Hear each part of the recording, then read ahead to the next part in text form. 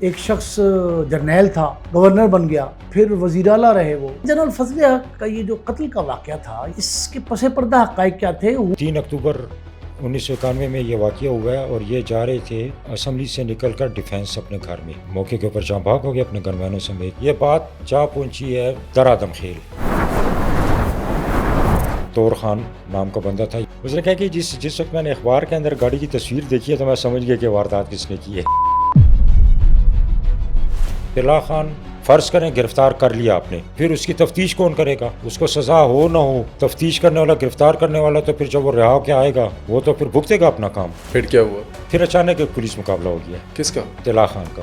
اتنا high profile case, قتل کی وجہ کیا تھی؟ قتل کی FIR اس وقت کے ایران کے قونصل جنرل اور علامہ عارف حسین کا مرڈر بھی اسی طرح بلائنڈ رہا۔ کیسے ہوتا ہے؟ وہ قاتل وہاں چھپا تھا اور اس نے وہاں نیچے سے فائر کیا تو گولی ان کو سیدھی لگی یہاں پر سینے پر، ایک ہی گولی۔ اس کے قاتل سارے پکڑے گئے ہیں، سارے کریکٹر اس کے بے نقاب ہوئے ہیں، لیکن سزا کسی کو نہیں ہوئی۔ لیکن پھر بدقسمتی یہ ہوئی ہے کہ درمیان میں پھر وہ عبدالعلی خان بنگش ایک عجیب طریقے سے قتل ہو جاتے ہیں، شہید کر دیے جاتے ہیں مجرموں کو ہاتھ ڈالنے سے پہلے۔ لہٰذا ملزمان بری، یہ پاکستان میں موضوع ہوتے ہیں۔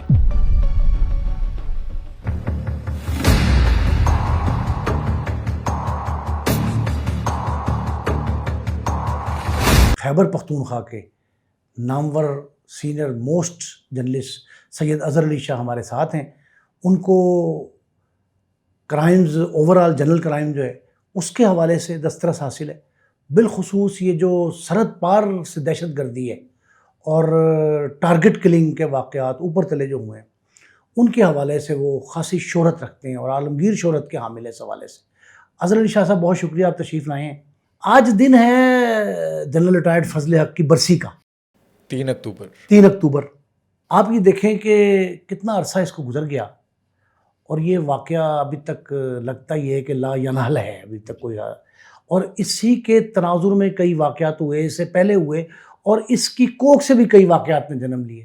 تو آپ یہ بتائیں کہ جنرل فضل حق کا یہ جو قتل کا واقعہ تھا، یہ المناک ہلاکت جو ہے ان کی، اس کے پس پردہ حقائق کیا تھے؟ ہوا کیسے؟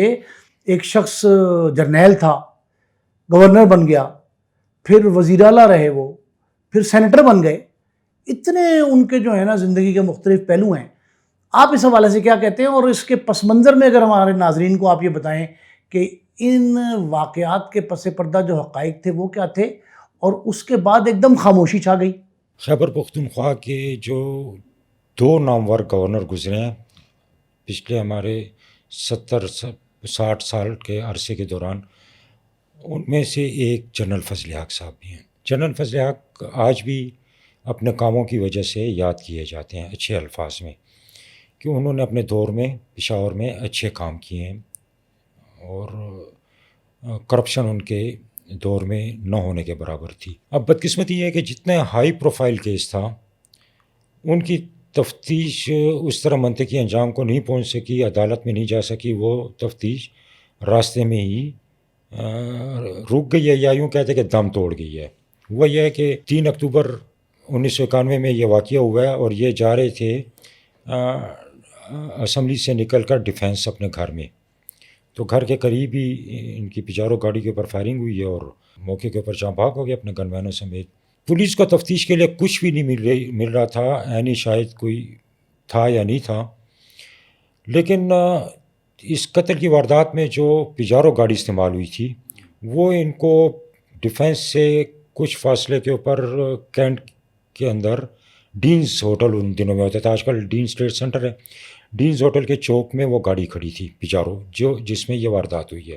جب پولیس نے اس گاڑی کو اپنی تحویل میں لیا تو اس کا چیسس نمبر گرائنڈ ہوا تھا، بالکل ختم، اس کا انجن نمبر ختم، اس کے اندر ایک کسی اسلامی ملک کا جھنڈا پڑا تھا، بس صرف یہی تھا۔ اس وقت پھر مختلف تفتیشی ٹیمیں تشکیل دی گئی ہیں اور وہ سہولیات اس وقت نہیں تھی جو آج ہیں، CCTV کیمراز ہو گئے یا سوشل میڈیا ہو گیا، کہ تو بس ایک گاڑی تھی جس کا نہ چیسس نمبر ہے نہ انجن نمبر ہے اور وہاں سے اب تفتیش شروع کرنی ہے۔ تو یہ ماننا پڑے گا خیبر پختونخوا پولیس کو کہ ان کے اندر ٹیلنٹ ہے، یا اس ٹائم تھا، اب ہے یا نہیں ہے، لیکن اس ٹائم تھا، اور انہوں نے صرف ایک یہ کیس نہیں، بہت سارے اس طرح کے اور کیسز بھی ٹریس کیے ہیں جو بلائنڈ کیسز تھے. گاڑی کے مالک کا کھوج لگانے کے لیے اس وقت ایک ایس ایچ او ہوتے تھے ناصر الملک بنگش. وہ بعد میں ایس پی بن کر فوت ہو گئے ابھی 1.5 سال پہلے.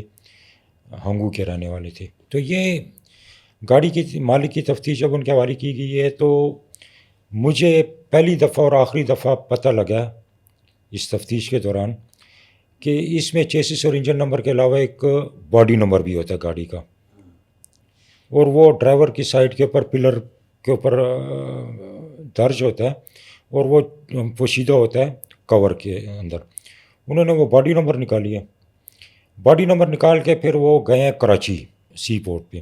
وہاں کے کسٹم سے انہوں نے ان دنوں میں بہت ہوا تو 200 نہیں تو 400 گاڑیوں کی پجارو, وہ گاڑیوں کا ریکارڈ نکالا ہے تو اس کی انوائس مل گئی ہے. اس کے باڈی نمبر سے پورا اس کا کوائف مل گئے ہیں. یہ گاڑی اس وقت امپورٹ کی تھی فیصل آباد کے, غالباً مجھے جہاں تک یاد پڑتا ہے سمندری کا علاقہ تھا, وہاں کے صنعت کار نے, انڈسٹریسٹ نے. تو وہ وہاں سے آئے ہیں, فیصل آباد کی پولیس لیے اس صنعت کار کے پاس چلے گئے کہ جناب یہ گاڑی. انہوں نے کہا ہاں جی بالکل میری گاڑی ہے, لیکن یہ تو 1 سال پہلے, اب مجھے یاد نہیں پڑتا یا چوری ہوئی ہے یا گن پوائنٹ پر چھینی گئی ہے, لیکن اس کی ایف آئی آر اس فلاں تھانے میں پڑی ہے. وہ گئے ہیں وہاں سے ایف آئی آر نکالی ہے. تو 1 سال گزر چکا ہے لیکن اس کے اوپر کوئی پیش رفت نہیں ہوئی, چونکہ کیس بڑا ہائی پروفائل تھا. تو انہوں نے کہا کہ جی یہ اس کا چور اب پکڑ کے اب ہمیں دینے ہر حالت میں. وہ جس گاڑی کا 1 سال کھوج نہیں لگا چوروں کا, وہ 24 گھنٹے میں چور پکڑے گئے ہیں.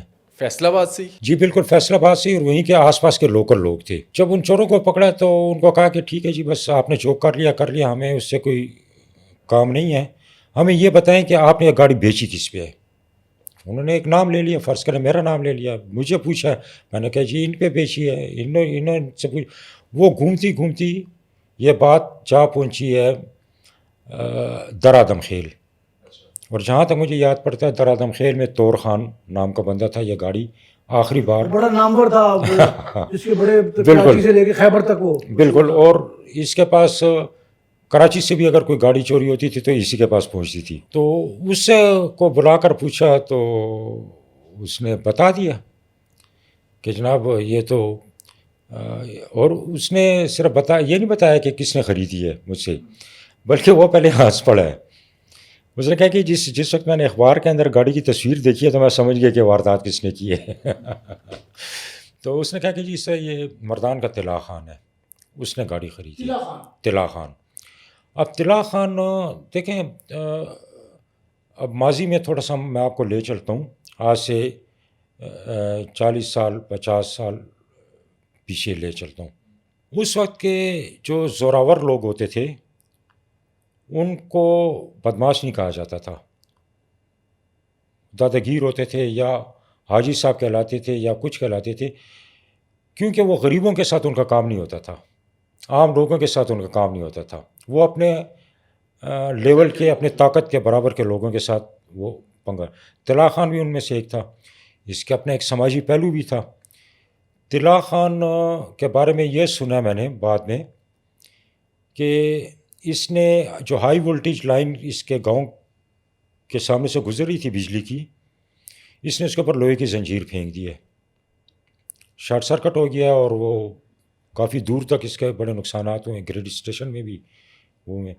وابڈا والے آ گئے ہیں ریپیئر کرنے کے لیے. اس نے کہا یہ زنجیر نہیں ہٹاؤ گے, اس وقت تک یہ زنجیر نہیں ہٹے گی جب تک میرے گاؤں کو بجلی نہیں دو گے. جب میرے گاؤں کو بجلی دو گے تو یہ زنجیر ہٹاؤ گے. پھر ایمرجنسی میں بڑے شارٹ نوٹس میں اس کے گاؤں کے لیے بجلی کی لائنیں بچھائی ہیں, بجلی دی گئی ہے. تب اس نے کہا اب اتارو زنجیر, اب کرو اپنا کام آگے. اس کا ایک زندگی کا ایک پہلو تھا. پھر اس کے بعد یہ بھی بتایا گیا ہے کہ طلا خان چونکہ اپنے لیول کے لوگوں سے تعلق رکھتا تھا, اس کے سارے چیف منسٹر اور گورنر ان کے ساتھ اس کے تعلقات تھے, اور فضلیات کے ساتھ بھی اس کے بڑے قریبی تعلقات تھے, اور فضلیات کے گاؤں کا بھی تھا. یہ بتایا گیا مجھے بعد میں کہ سول سیکریٹریٹ کی جانب ایک گورنر ہاؤس کا گیٹ ہے, اس گیٹ سے یہ اکثر آتا تھا گورنر کے پاس. ہفتے میں اگر 3 بار نہیں 2 بار لازمی آتا تھا, اور فضلیات کے ساتھ وہ کھانا کھانا, گپ شپ کرنا, نشست کرنا یہ کرتا تھا. بڑا مہمہ بن گیا. اول تو اس کو اگر گرفتار کرنا بڑا مشکل ہے. فرض کریں گرفتار کر لیا آپ نے, اس کو بچانے والے کتنے ہوں گے, کتنے طاقتور ہوں گے, پھر اس کی تفتیش کون کرے گا, اس کو سزا ہو نہ ہو, تفتیش کرنے والا, گرفتار کرنے والا تو پھر جب وہ رہا ہو کے آئے گا وہ تو پھر بھگتے گا اپنا کام. پھر کیا ہوا؟ پھر اچانک ایک پولیس مقابلہ ہو گیا کس کا؟ طلا خان کا, اور اس کے گھر میں ہی ہوا. اور یہ کیسے اسٹیج کیسے ہوا, اور اصلی پولیس مقابلہ تھا یا جعلی پولیس مقابلہ؟ دیکھیں اصلی تو نہیں کہہ سکتے ہیں, ایسا ہے کہ پولیس ٹیم گئی ہے اور پولیس اس کے پاس جاتی تھی. اور گرفتار کرنے کے لیے گئی تھی؟ نہیں, پولیس اس کے گھر سلام کے لیے جاتی تھی. اس کے علاقے میں پولیس کے D S P, S P, S H O اس کی ریکمنڈیشن کے اوپر تعینات ہوتے تھے. اس کے پاس پولیس کا جانا کوئی اچنبے کی بات نہیں تھی. پولیس کی ٹیم گئی ہے, اس نے حسب معمول خاطر تواضع جو ہو سکی وہ کی ہے. تو دیہات میں عام طور پر یہ رواج ہوتا ہے کہ یا تو آپ بیٹھک میں بیٹھے ہیں اجرے میں, اور یا پھر آپ وہ کھلے میدان میں چارپائیاں بچھا کے آپ بیٹھے ہیں, کھانا پینا گپ شپ کر رہے ہیں. تو وہ ہو گیا, کافی دیر انہوں نے گپ شپ لگائی ہے. وہ جب بالکل مکمل ریلیکس ہو گئے, چونکہ اس کے دل میں تو چور تو تھا نا طلا کے کہ میں نے ایک جرم کیا ہوا ہے اور بہت ہائی پروفائل جرم کیا. تو جب وہ بھی ریلیکس ہو گیا کہ نہیں یار یہ پولیس کسی بری نیت کے ساتھ نہیں آئی, تو تب انہوں نے رائفلیں تان لی ہیں پولیس والوں نے. اور یہ پلان کر کے گئے تھے کہ گرفتار کر لینے وہاں. اب آپ خود اندازہ کر لیں, پولیس نے رائفلیں تان لی ہیں اور درختوں کے ساتھ جب باندھا ہے, یا طلا کی ہمشیرہ تھی یا بیوی تھی, وہ قرآن سر پہ رکھ کے نکل آئی ہے کہ ان کو مت مارو. اچھا, طلا خان کو درخت کے ساتھ باندھ دیا سب پولیس کو, نے؟ اس کے ساتھ جتنے ساتھی تھے, اب مجھے یاد نہیں ہے کہ کتنے ساتھی تھے. تو وہ قرآن سر کے اوپر رکھ کے آئی ہے کہ ان کو قتل مت کرو. باقی جیسے آپ کہتے ہو ویسے یہ کریں گے, قتل مت کرو.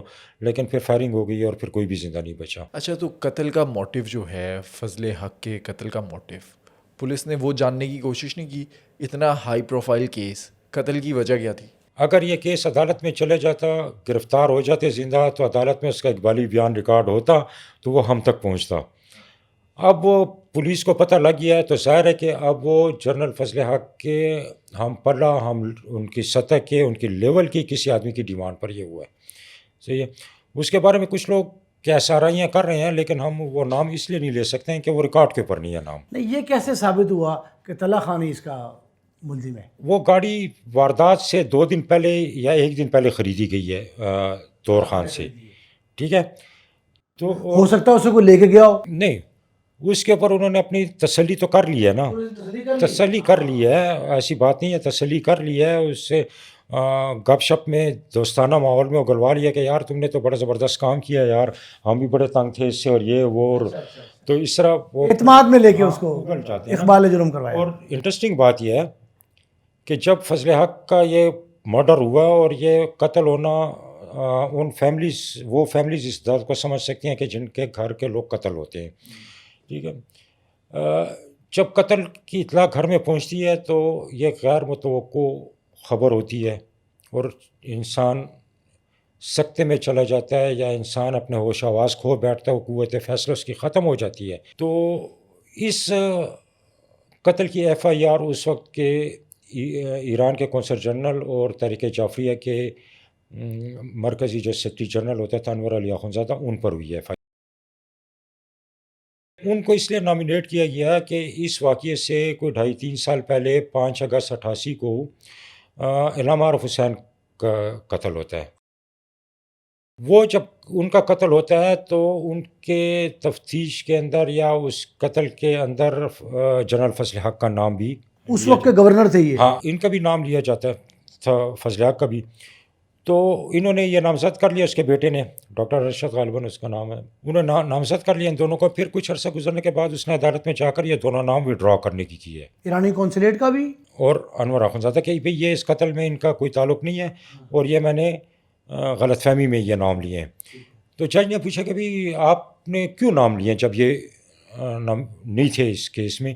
تو کہتے ہیں جی بس اس وقت میں ٹینشن میں تھا اور اس وقت کی اتھارٹیز نے مجھے یہ نام دیے ہیں تو میں نے بھی. اتھارٹی سے مراد کیا تھی؟ اتھارٹیز آپ کچھ بھی آپ کہہ سکتے ہیں. اتھارٹی جو ہے تو وزیر اعلیٰ بھی ہو سکتا ہے, وہ گورنر بھی ہو سکتا ہے. وہ تو اس طریقے سے یہ کیس عدالت میں پہنچے ہی نہیں ہے. عدالت میں اگر یہ پہنچتا، پوری تفتیش ہوتی، اقبالی بیانات ہوتے. دیکھیے طلحہ خان بھی بڑا بااثر شخص تھا، اس کے تعلقات بھی تھے ہر سطح پہ، تو اس کے کسی شخص نے بھی یہ نہیں کہا کہ اس کی جوڈیشل انکوائری کرائیں کہ پولیس کسٹڈی میں قتل کیا گیا ہے؟ نہیں، اس کی ہمشیرہ پھر ہائی کورٹ آئی ہے، یا ہمشیرہ تھی یا زوجہ تھی، مجھے اب یہ بھول رہا. وہ کچھ عرصہ کیس ہائی کورٹ میں چلا ہے، اچھا. پھر مجھے نہیں پتہ کہ اس کا اینڈ کیا ہوا ہے. اور ایک انٹرسٹنگ ابھی جو 15-20 دن پہلے میں کہیں پر پڑھ رہا تھا، واللہ عالم یہ بات صحیح ہے یا غلط ہے، لیکن بات بڑی دلچسپ ہے کہ جنرل فضل حق کی زوجہ محترمہ نے ایک دفعہ فضل حق کو کہا کہ لوگ ترقی کر کے اوپر کی طرف جاتے ہیں، آپ ترقی کر کے نیچے کی طرف آ رہے ہیں. جنرل تھے، گورنر بنے ہیں، گورنر سے کیئر ٹیکر وزیر اعلیٰ بنے ہیں، سینیٹر بنے ہیں، اب ایم پی اے بن گئے ہیں، اگلا مرحلہ آپ کا کونسلر بننے کا ہے. تو لوگ ترقی کر کے اوپر جاتے ہیں، آپ ترقی کر کے نیچے جا رہے ہیں، تو آپ دیکھتے ہیں کہ اب کونسلر کب بن رہے ہیں. یہ جو پورا کیس تھا طلحہ خان کا، جو مبینہ پولیس مقابلہ، اس سے فائدہ جو اصل قاتل تھے ان کو تو نہیں دیا کہ طلحہ خان کو مار دو، جو اصل قاتل جس کے کہنے پر، جس کی ایما پر یہ قتل ہوا ہے، وہ بچ جائے گا؟ قاتل تو بچے ہیں، اس میں تو کوئی شک نہیں ہے. جب وہ اقبالی بیان ریکارڈ کرنے سے پہلے اس دنیا سے رخصت کر دیا گیا تو اس کا مطلب ہے کہ قاتل بچا دیے گئے ہیں. لیکن یہ طے ہے کہ یہ قتل سیاسی تھا، یہ قتل سیاسی تھا. سیاست کے میدان میں کس کو اس سے خطرہ تھا، ٹھیک ہے، اور کون اس کو اپنے لیے خطرہ محسوس کرتا تھا، یہ کم از کم یہ طے ہے کہ یہ قتل سیاسی تھا. آپ کے آنکھوں دیکھے واقعات ہیں یہ سارے، اس ٹائم پہ اس قتل کا بینیفیشری کون تھا؟ اب کیا کہہ سکتے ہیں ہم اس میں؟ دیکھیں، جس وقت یہ قتل ہوا ہے اس وقت یہ قاتل بھی مردان کا، مقتول بھی مردان کا، اور اس وقت کا چیف منسٹر میر افضل خان بھی مردان کا تھا. اچھا اچھا اچھا اچھا، یہ کڑی جو ہے وہ سارے سٹی میٹ تھے سارے کے سارے. دیکھیں ہم ہاں ملائی جا سکتی ہے، مطلب تفتیشی اینگل بہت بڑا ہے یہ کہ سارے کے سارے سٹی میٹ تھے. اسے ایک اتفاق کو ڈسکس کریں کہ یہ اتفاق دیکھیں کیسا حسین اتفاق ہاں یہ حسن اتفاق ہے. کہ تینوں کریکٹر جو ہیں تو ایک ہی گاؤں کے. نہیں آپ یہ بتائیں کہ اسٹیٹس کیا ہے اس قتل کا؟ داخل دفتر ہو گیا، فائل کلوز کر دی گئی، ختم ہوگی نا، کیس ختم ہوگی. جب قاتل ہی مارا گیا ہے تو اب کیا تفتیش کرنی ہے، کس سے کرنی ہے؟ اس طرح کے اور کوئی ایسے کیسز جو مرڈر مسٹری، ایسے بلائنڈ قتل جو پتہ ہی نہیں چل سکے آج تک، ہائی پروفائل کیسز؟ یہ کہنا غلط ہو گیا کہ پتہ نہیں چل سکا، پتہ چلا ہے ہر کیس کا، لیکن خاموش کر دیا جاتا ہے. خاموش کرا دیے جاتے ہیں. اب اگر آپ اجازت دیں تو میں علامہ عارف حسین کے قتل کیس کو تھوڑا سرسری ڈسکس کر لوں، اسی کا سلسلہ. چونکہ وہ بھی اسی سے ریلیٹڈ ہے نا، اور اس سے پہلے ہوا 2.5-3 سال پہلے. علامہ عارف حسین کا مرڈر بھی اسی طرح بلائنڈ رہا. کیسے ہوتا ہے؟ اس کے قاتل سارے پکڑے گئے ہیں، سارے کریکٹر اس کے بے نقاب ہوئے ہیں، لیکن سزا کسی کو نہیں ہوئی. اچھا، سزا کسی کو نہیں ہوئی. پاکستان کی عدالت اور قانون سے سزا نہیں ہوئی، لیکن قدرت کے قانون نے ایک ایک کو سزا دی ہے. پہلے عارف حسینی صاحب کا قتل بتائیں کیسے ہوا؟ علامہ سید عارف حسین الحسینی، ان کا تعلق تو پاڑ چنار سے تھا، پیدائشی پیواڑ گاؤں ہے ان کا. یہ اس وقت کے تحریک نفاذ فقہ جعفریہ یا تحریک جعفریہ کے سربراہ تھے، صدر تھے، سربراہ تھے. اتنے شیرین زبان تھے کہ ہر مکتب فکر کے لوگ ان کو اپنے پاس مدعو کرتے تھے. ایون کہ چارسدہ، مردان، مینگورہ، سوات، خیبر ایجنسی جو آج ضلع خیبر ہے، یہاں کے لوگ بھی ان کو اپنے پاس مدعو کرتے تھے، اور یہ درس اتحاد بین المسلمین اور قرآن اور اللہ کے احکامات اور نبی صلی اللہ علیہ وسلم کے احکامات کا درس دیتے تھے.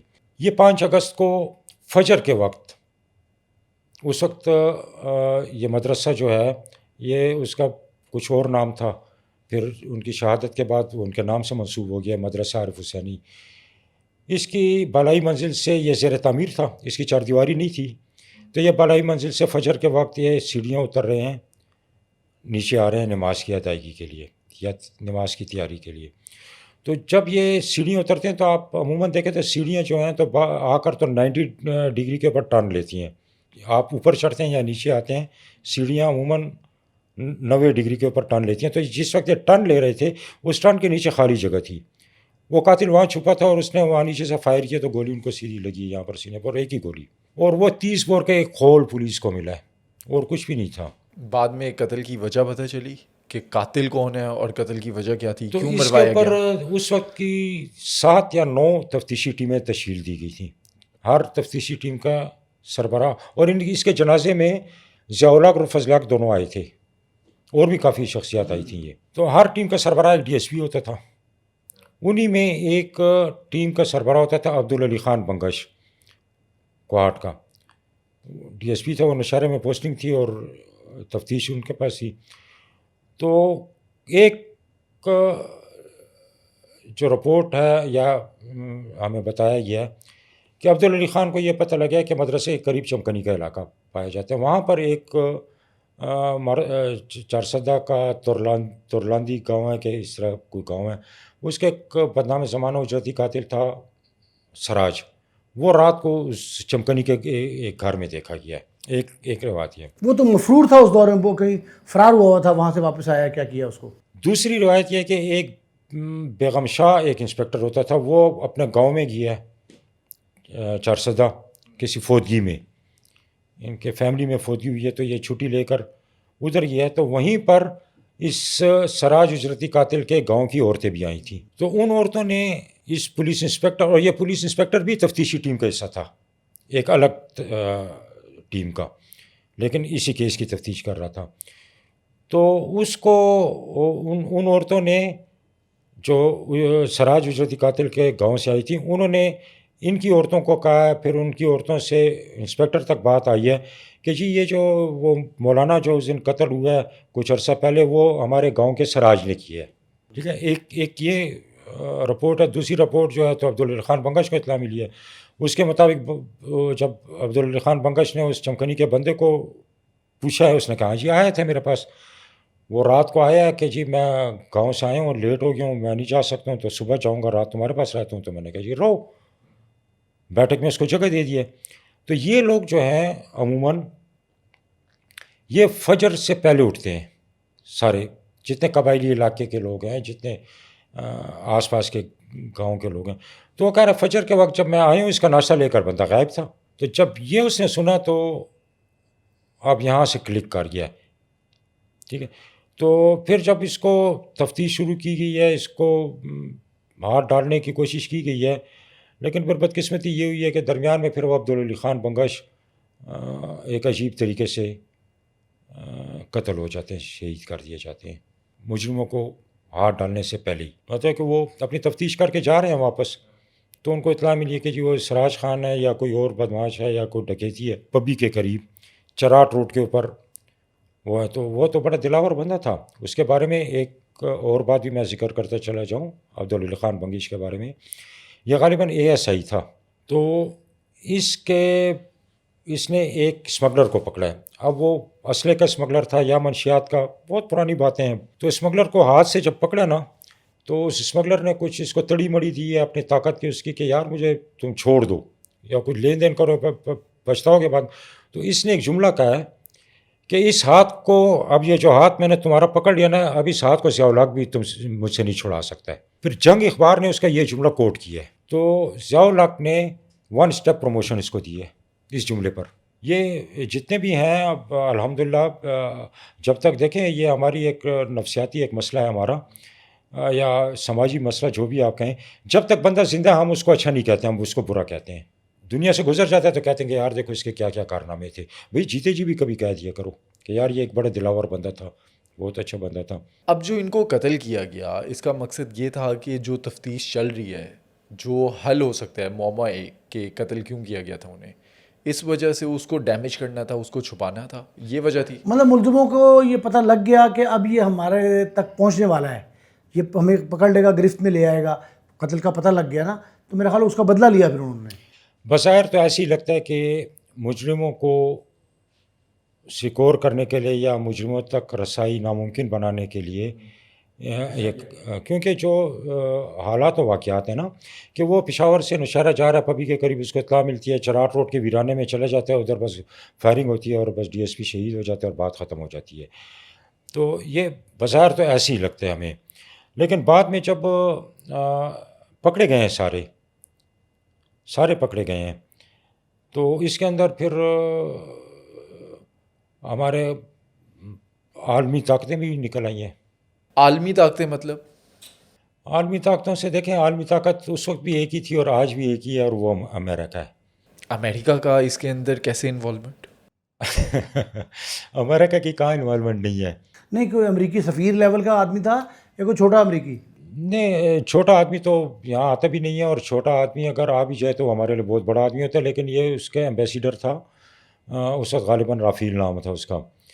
تو اس کی پہلی اسائنمنٹ جو جس کو دی گئی ہے وہ امریکن ایمبیسیڈر نے دی تھی, اور صرف اس کے ایک قتل کی نہیں دی تھی, بلکہ انہوں نے کہا جی کہ آپ اس ایک کو ہٹائیں راستے سے, تو باقی 2-4 اور بھی ہیں راولپنڈی میں آگے پیچھے, اور اس کے اندر ایک ساجد نام لیا گیا ہے, اور میرا قیاس ہے کہ شاید وہ ساجد نقوی ہے جو آج کے, علامہ ساجد نقوی ہاں, جو سربراہ ہے ٹی این ایف جی کیونکہ کے. اور تو ساجد نام کا کوئی بھی نہیں تھا نا, ایک ادھورا نام لیا گیا ہے کہ ایک ساجد نام کا پنڈی میں بندہ ہے, تو اس کو بھی وہ کرنا ہے. تو یہ قیاس ہے میرا کہ وہ ساجد نقوی ہو سکتے ہیں, کیونکہ اور تو ساجد نام کا کوئی کارکن بھی نظر نہیں آ رہا اس سے متعارک. تو پھر وہ اسائنمنٹ جو ہے تو وہاں سے چلی ہے پہلی. تو جس سے اسائنمنٹ لی ہے تو وہ بھی راولپنڈی اسلام آباد کا ہی بندہ تھا. اس نے آگے پھر اس وقت سینٹ کے اندر اپنے قریبی دوست تھا چارسدے کا ہاشم خان, اس کی خدمات حاصل کی ہیں. سینیٹر ہاشم خان نے آگے چل کے سراج خان کی خدمات حاصل کی ہیں. سراج خان نے آگے اپنی ایک اور ٹیم بنا لی ہے. تو اس طریقے سے یہ ہوا ہے. سراج خان نے خود گولی نہیں چلائی, سراج خان گروپ لیڈر تھا, معاملات سراج خان کے ساتھ طے ہوئے ہیں. لیکن سراج خان نے ایک اور بندہ تھا, وہ غالباً تھرکان تھا یا کیا تھا اس کے گاؤں کا, اس کو لالچ مالچ دیے اور کچھ پیسے, اس وقت کے 5 لاکھ روپیہ بڑی چیز تھے 88 میں, 5 لاکھ روپے میں یہ سودا تھا, 4.5 لاکھ میں طے ہوا اور 50,000 انعام دیا گیا ہے.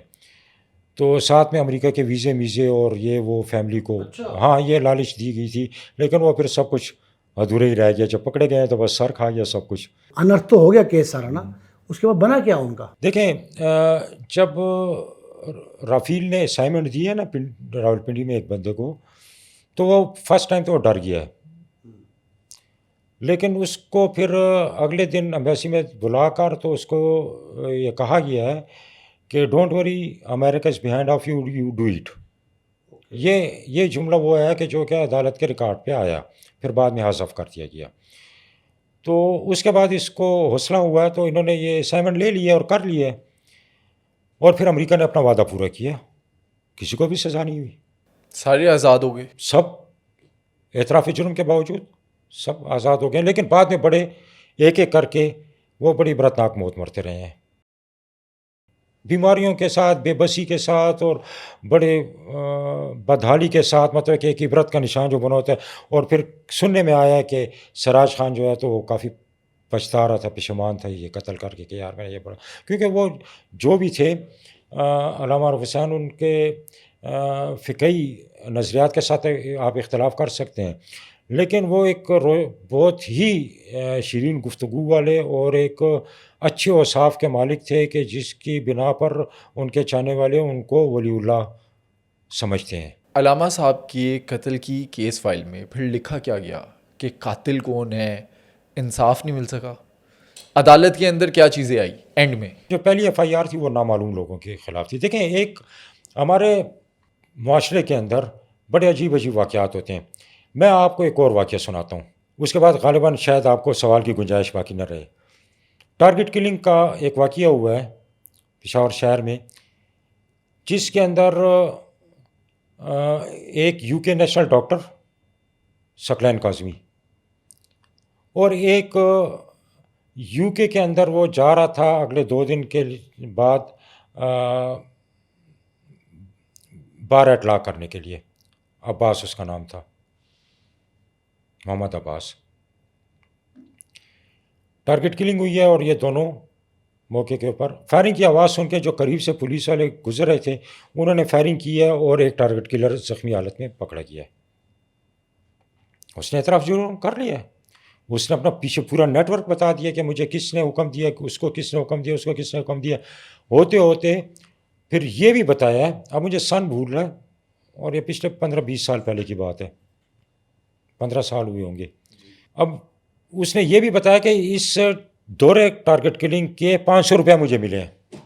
500 روپے میں بندہ مارنا؟ ہاں، دو 250 روپے میں ایک بندہ مارا ہے. 2 بندے 500 روپے میں. ٹھیک ہے جی، ایک بندہ 250 روپے میں مارا. اور بندہ کون سا؟ ڈاکٹر یو کے نیشنل کا. اور اب یو کے امریکہ یا یو کے وہ ممالک ہیں کہ جو کہ دوسرے ممالک میں اپنے شہریوں کے قتل کی تہ تک پہنچتے ہیں اور اس کے مجرموں کو سزا دیتے ہیں. بالکل. ٹھیک ہے. اور دوسرے نے اس کا ایڈمیشن ہو چکا تھا، وہ باہر اطلاق کرنے کے لیے جا رہا تھا، وکالت کے لیے. اور یہ بات ہے کوئی 15-20 سال پہلے کی. ہاں 15-20 سال ہے، مجھے ایگزیکٹ تاریخ یاد نہیں ہے. اب عدالت میں کیس چل گیا. میں معذرت کے ساتھ کہ خدا نہ کرے کہ مجھ پہ توہین عدالت کے مقدمات نہ لگ جائیں. ٹھیک ہے. عدالت میں کیس چلا گیا، ثبوت بھی آ گئے ہیں، گواہ بھی آ گئے ہیں، سب کچھ آ گئے ہیں. تو فیصلہ آ گیا. کافی عرصہ گزرنے کے بعد فیصلہ آ گیا. فیصلہ کس پر آیا ہے؟ مقدمہ ہے 2 بندوں کے ٹارگٹ کلنگ کا، قتل کا. فیصلہ آ رہا ہے کہ جناب جس گاڑی میں قتل ہوا ہے اس وقت اس گاڑی کے اوپر ٹیمپریری نمبر پلیٹ تھی، اور اب جو گاڑی پیش کی گئی ہے اس کے اوپر پرماننٹ نمبر پلیٹ ہے. لہٰذا ملزمان بری. یہ پاکستان میں معجزے ہوتے ہیں. دنیا میں وہ معجزہ جو دنیا میں کہیں بھی نہ ہوتا ہو وہ پاکستان میں ہو جاتا ہے.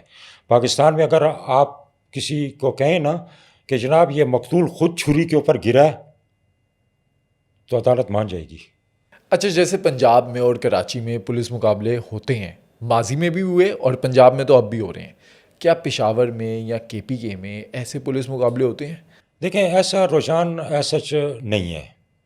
وہاں پر نہیں مرتے، ساتھیوں کی فائٹنگ سے ملزم مر گیا. ہو رہی ہیں پولیس مقابلے ہو رہے ہیں، لیکن شاذ و نادر کوئی ایسا بندہ ہوگا کہ جو کہ پولیس کے ہاتھوں مارا جاتا ہو. پولیس زخمی کرتی ہے، گرفتار کرتی ہے، پھر ان کے نیٹ ورک کے اوپر پیچھے جاتے ہیں. مطلب شہادت ختم نہیں کرتی وہ. نہیں، اس کو وہ سرے سے دیکھیں. پشاور کے یا خیبر پختونخوا کے مسائل ذرا سا پنجاب سے مختلف ہیں. وہاں پر بدلہ لینے کا ایک کانسیپٹ کہہ دیں. ٹھیک ہے. اگر آپ کو پتہ لگ جاتا ہے کہ آپ کے کسی عزیز کو جو پولیس مقابلے میں مارا گیا ہے اس کے اندر فلاں پولیس والے شامل ہیں، تو آپ کے پاس بہت سارے آپشن ہیں اس سے بدلہ لینے کے. عدالت کے علاوہ دیکھیں عدالت کے اندر تو وہ لوگ جاتے ہیں کہ جو بالکل ہی بیچارے لاوارث ہوں، بے اختیار ہوں، لاوارث ہوں. اور بخدا مجھے کہتے ہوئے دکھ ہوتا ہے کہ بڑی مشکل سے انصاف ملتا ہے عدالتوں سے. اور یہ خود جج صاحبان اور وکلاء بھی مانتے ہیں، اور یہ دنیا اس کی شاہد ہے. اس کے اندر میں کوئی ایسی توہین آمیز بات نہیں کر رہا ہوں. تو عدالت میں آپ چلے جائیں تو آپ کو جرم ثابت کرنے کے اوپر 10 سال لگیں گے. آخر میں 10 سال تک جو ہے تو سارے آپ کے گواہ بھی مٹ جائیں گے، آپ کے شہادتیں بھی، ثبوت بھی مٹ جائیں گے، بندے بری ہو جائیں گے. تو فائدہ کیا ہے؟ تو وہاں پر لوگ انصاف کیسے لیتے ہیں؟ تو پھر وہ اپنا بدلہ اس طرح لیتے ہیں نا. ان کے پاس مختلف آپشن ہیں. یا تو وہ خود براہ راست لیں، وہ خود براہ راست نہیں لے سکتے ہیں.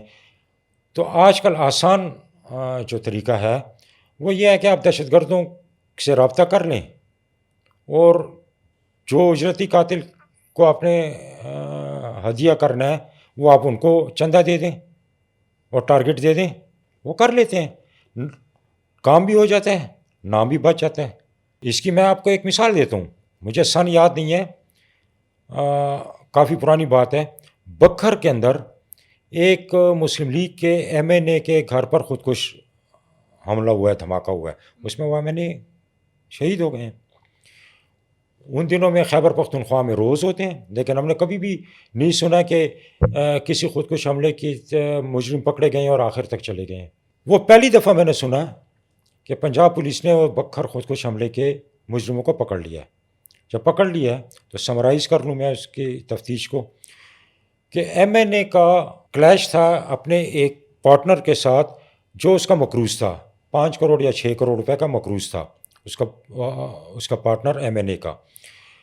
اب ان دونوں کے اندر اختلافات آ گئے ہیں. وہ پیسے مانگ رہے ہیں، اس کے پاس پیسے یا ہے نہیں ہے یا وہ دینا نہیں چاہتا ہے. تو اس شخص نے، جو میڈیا رپورٹ کے مطابق، یہ میں اخباری خبروں کی، نہ بکھر میں گیا ہوں نہ اس تفتیش کے ساتھ میرا کوئی کام تھا، تو جو اخبارات میں چھپا ہے وہ میں آپ کو میرے ذہن میں محفوظ ہے، وہ بتا رہا ہوں آپ کو. اس مقروض نے وزیرستان سے 20 لاکھ روپے میں خودکش حملہ آور خریدا ہے. اس وقت 20 لاکھ روپے بڑی چیز تھی. تو صرف وہ انہوں نے خود کچھ نہیں دیا, اس کے ساتھ اس کے اسسٹنٹس بھی آئے ہیں کہ اگر یہ اس کے قریب پہنچ کے ارادہ تبدیل ہو جاتا ہے, اپنے آپ کو بلاسٹ نہیں کرتے, تو پیچھے سے ریموٹ دبا دی. وہ سارا نیٹ ورک انہوں نے, اب پکڑے گئے یا نہیں پکڑے گئے, لیکن بے نقاب ہوئے ہیں, طے تک وہ پہنچے ہیں. اب ہمارے ہاں یہ پرابلم ہے کہ میں نے آپ کے خلاف گواہی دے دی, میری گواہی سے آپ کو سزا ہوتی ہے یا نہیں ہوتی ہے, آپ یا آپ کے خاندان کے افراد نے اس کا انتقام مجھ سے لینا ہے.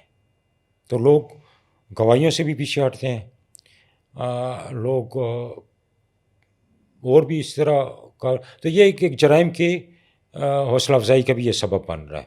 اچھا, جیسے کہ آپ یہ بتاتے سوسائڈ بامبر جو پکڑا گیا, بسٹڈ ہو گیا, اصل میں ایک سوسائڈ بامبر مائنڈ سیٹ کیا ہوتا ہے, بنتا کیسے ہے؟ یہ بڑا انٹرسٹنگ بات ہے, بہت دلچسپ بات ہے. یہ تقریباً 35 سال, دیکھیں جب شروع میں ہم رپورٹنگ کرتے تھے نا, تو کہتے تھے کہ جی کو خودکش حملہ آور نے اپنے آپ کو اڑا دیا ہے. ہم خودکش کہتے ہیں, وہ فدائی کہتے ہیں تنظیموں والے. تو آپ خودکش کی شکل ہم نہیں دیکھ سکتے تھے, وہ چہرہ مسخ ہوتا تھا, ہوا میں تحلیل ہوتا تھا بندہ. اور پھر اخبارات کا ایک وہ ضابطۂ اخلاق بھی جاری ہوا وہ ہے کہ آپ مسخ شدہ تصاویر نہیں لگائیں گے, خون آلود تصاویر نہیں لگائیں گے. تو اب ہم سوچتے تھے کہ یار یہ خودکش پتہ نہیں کیسی مخلوق ہوگی, اس کی کیسی شکل ہوگی, اس کے کان کیسے ہوں گے, ناک کیسی ہوگی, منہ کیسا ہوگا. تو ڈی خان میں خودکش پکڑا گیا زندہ پہلی دفعہ. اچھا, یہ 35 سال تقریباً ہوتے ہوں گے, 30-35 سال کی بات ہے, 30 سال تو لازمی ہے. اس کی پوری تفتیشی رپورٹ جو ہے وہ میڈیا میں پبلش ہو گئی ہے. کچھ باتیں ایسی تھیں کہ جو وہاں کے صحافیوں نے ہمیں پھر ذاتی طور پر بتائی ہیں ملاقات میں. تو 2 اس کے وہ ہیں واقعات آئے ہیں سامنے ایویڈنس. پہلا تو یہ ہے کہ یہ ان کی زبان میں اتنی تاثیر ہے نا کہ یہ آپ کو خودکش حملہ کرنے پر کنوینس کر لیں گے, 1 گھنٹے 2 میں آمادہ کر لیتے ہیں. ان کی زبان میں تاثیر ہے. یہ رحیم اللہ یوسفزئی, اللہ تعالیٰ مغفرت کر, ہمارے بڑے سینئر جرنلسٹ اور دی نیوز اور BBC کے ایڈیٹر رہے ہیں. انہوں نے ایک ٹاک شو میں, اب پتہ نہیں کون تھا یہاں سے اسلام آباد لاہور سے, اس کو کہا کہ جناب اگر میں آپ کو منگل باغ کے پاس 1 گھنٹہ بٹھا دوں نا, تو 1 گھنٹے کے بعد آپ خودکش حملہ آور بن چکے ہوں گے. اتنی تاثیر ہے ان کے زبان میں. ٹھیک ہے, اب خودکش حملہ آور کے لیے, حملہ کرنے کے لیے آمادہ ہونا ایک الگ بات ہے, یہ ایک الگ سبجیکٹ ہے. اب خودکش حملہ کرنے کے لیے جو انتخاب ہوتا ہے آپ کا, وہ بڑا انٹرسٹنگ ہے. کیسے ہوتا ہے وہ انٹرسٹنگ ایسا ہے کہ ان کے امیر صاحب فیصلہ کر لیتے ہیں کہ جی فلاں جگہ پر, اب یہ وہ میڈیا رپورٹ میں آپ کو بتا رہا ہوں, وہ جو بندہ پکڑا گیا ہے, امیر صاحب نے فیصلہ کر لیا کہ جناب کل فلاں جگہ پر خودکش حملہ کرنا ہے, پولیس اسٹیشن ہے یا سیکورٹی فورسز ہیں یا بازار ہے یا مسجد ہے, جہاں بھی کرنا ہے. اب انہوں نے طے کر لیا. اب اس کے لیے اب کس کو بھیجنا ہے اور کیسے تیار کرنا ہے, کیونکہ وقت سے پہلے تیار ہونا الگ بات ہے اور پھر اپنے آپ کو پھاڑنے کے لیے جانا ایک الگ بات ہے. تو اس انتخاب کے لیے وہ بچوں کا اجتماع جمع کر لیتے ہیں اپنے پاس. اور عمر کتنی ہوتی ہے ان بچوں کی جو کرتے ہیں؟ 14 سال 15 سال 12 سال, تین ادھر 16 سال سے نیچے, تاکہ شک نہ ہو کسی کو. نہیں یہ لوگ پھسل سکتے ہیں. 20 سال سے اوپر کے لوگوں کے ذہن میں سوال آتا ہے, یہ کچے ذہن کے لوگ ہیں, یہ سادے کاغذ ہیں, اس کے اوپر آپ نے جو لکھ دیا وہ ہو گیا. اب وہ امیر صاحب جو ہے تو وہ اجتماع کرتا ہے جمع اپنے بچوں کا, اور اس میں بیٹھ کے تو پہلے تلاوت کرتا ہے سب کچھ, اور پھر اس کے بعد کہتا ہے کہ اب جو اس بچے کا بیان ہے جو پکڑا گیا ہے کہ جی امیر صاحب نے کہا کہ جی رات کو مجھے نبی کریم صلی اللہ علیہ وآلہ وسلم خواب میں آئے ہیں اور انہوں نے فلاں جگہ پر کفار کو جہنم واصل کرنے کا حکم دیا ہے, اور اس کے لیے انتخاب بھی کیا ہے کہ کون جائے گا وہاں پر. تو وہ پہلے سے ایک پلانٹڈ ہوتا تھا اس کے جو اپنے عزیز تھے, بھتیجے بیٹے میں, وہ اٹھ کھڑے ہوتے تھے اور کہ امیر صاحب میں چاہتا ہوں میں یہ سعادت مجھے دیں, میں وہ کہتے ہیں نہیں بیٹھو آرام سے, جو حکم مجھے اوپر سے ملا میں ان کو وہ کروں گا, تمہارے نصیب میں بھی نہیں ہے, تم اس قابل نہیں ہو ابھی, جب تمہارے بارے میں حکم آئے گا پھر تمہیں ہم بھیجیں گے.